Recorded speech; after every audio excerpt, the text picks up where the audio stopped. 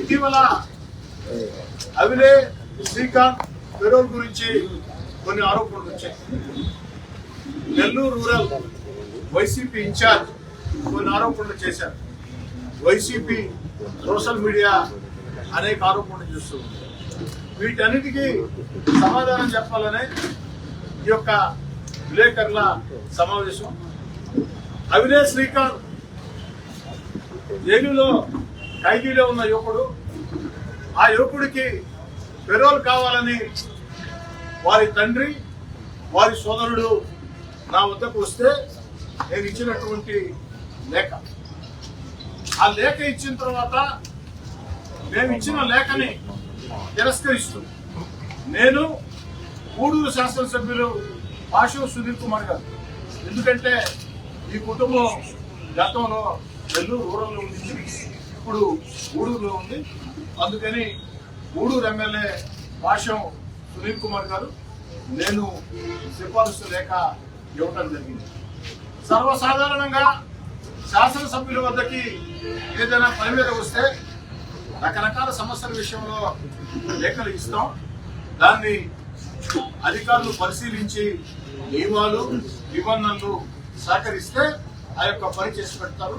ఒకవేళ కాకపోతే ఏ కారణంతో కాదో మాకు తెలియజేస్తారు. ఇదే సర్వసాధారణం. భారతదేశంలో కొన్ని వేల మంది ఎమ్మెల్యేలు కొన్ని వేల మందికి పెరోల్ లేఖలు ఇచ్చి ఉంటారు. కొన్నిసార్లు పనులు జరుగుతాయి, కొన్నిసార్లు పనులు జరుగుతాయి.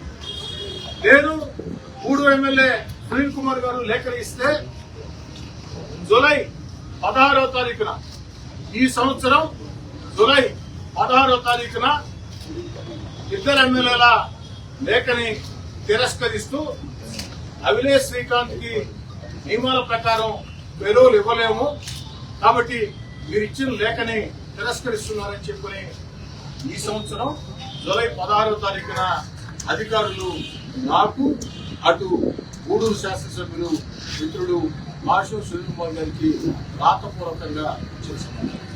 అయితే ఒక పెరోల్ విషయంలో ఇద్దరు శాసనసభ్యులు మానవతావాదంతో పరిశీలించి న్యాయం చేయమని లేఖ ఇస్తే అధికారులు తిరస్కరించారు.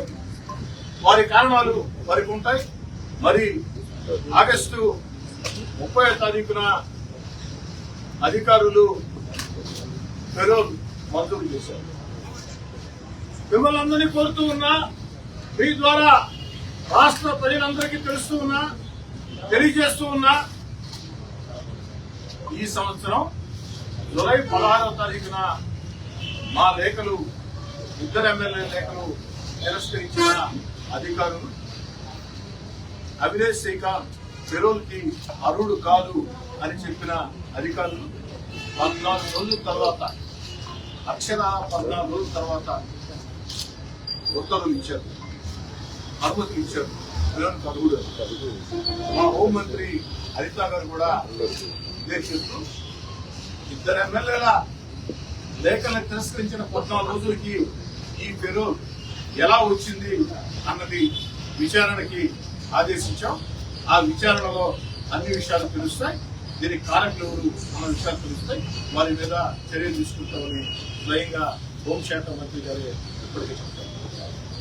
మరి లేఖలు ఇవ్వటమే తప్పని రూరల్ వైసీపీ ఇన్ఛార్జ్ అయ్యా, రూరల్ వైసీపీ ఇన్ఛార్జ్ లేదా వైసీపీ రాష్ట్ర సోషల్ మీడియా, వైసీపీ రాష్ట్ర నాయకులారా, లేఖలు ఇవ్వటమే తప్పు అయితే మరి వైఎస్ఆర్ కాంగ్రెస్ పార్టీ అధికారంలో ఉన్న వేళ వైఎస్ఆర్ కాంగ్రెస్ పార్టీ రాష్ట్ర నాయకులు వైఎస్ జగన్ రెడ్డి గారికి ఈ రాష్ట్రంలో అత్యంత సన్నిహితుడు చెమిరెడ్డి భాస్కర్ రెడ్డి, సూళ్లూరుపేట శాసనసభ్యులు కిలివేటి సంజీవయ్య, వారు ఇదే అవిలే శ్రీకాంత్, వేరే వారికి కూడా కాదే, ఇదే అవిలే శ్రీకాంత్ కి లేఖ ఏ విధంగా ఇచ్చారు.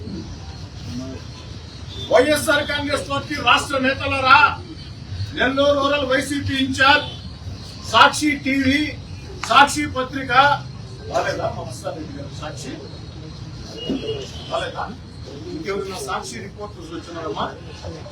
సాక్షి ఛానల్ గాని వారు వచ్చారా?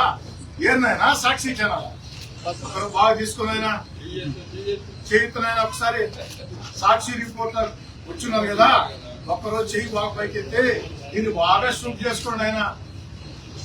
వైఎస్ఆర్ కాంగ్రెస్ పార్టీ రాష్ట్ర నాయకులు, సాక్షి టీవీ, సాక్షి పత్రిక, rural YCP incharge, YCP social media వ్యక్తులందరికీ మనం చూస్తున్నాం.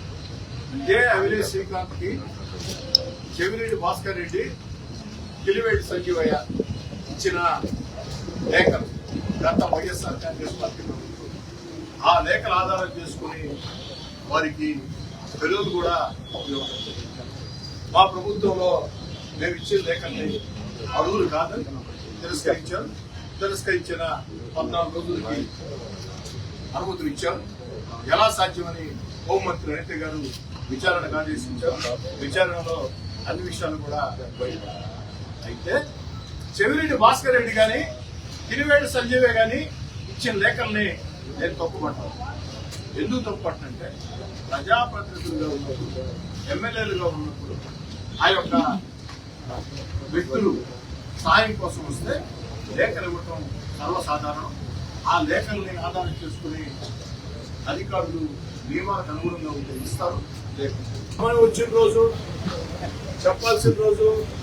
చెప్పాల్సిన విధంగా పద్ధతిగా, అందంగా, పొందికగా పూల పందిరి కట్టినట్టు తప్పకుండా చెప్తాం. ఆ 2 కోట్ల కథ నేను చెప్పానంటే మా రూరల్ వైసీపీ ఇన్ఛార్జి చాలా ఎక్కడ పెట్టుకుంటాడో